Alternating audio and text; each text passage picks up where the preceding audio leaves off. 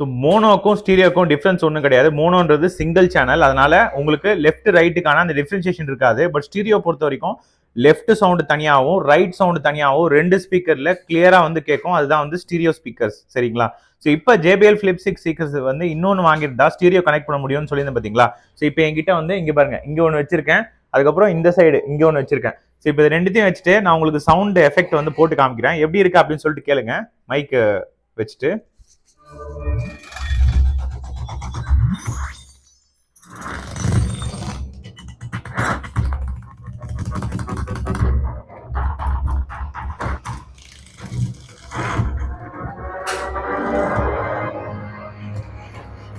So அந்த app மூலியமா ஈஸியா வந்து ஸ்டீரியோ சவுண்ட் வந்து நம்ம உருவாக்க முடியும். JBL வந்து உண்மையிலேயே வேற லெவல் தான். இவ்வளோ காசு கொடுத்து சின்ன ஸ்பீக்கர் என்ன ப்ரோ வாங்குறது அப்படின்னு யோசிச்சுட்டு இருந்தீங்கன்னா இந்த சவுண்ட் எஃபெக்ட்டை வந்து ஹெட்செட் போட்டு கேட்டு பாருங்க, அப்புறமா உங்களுக்கு புரியும்.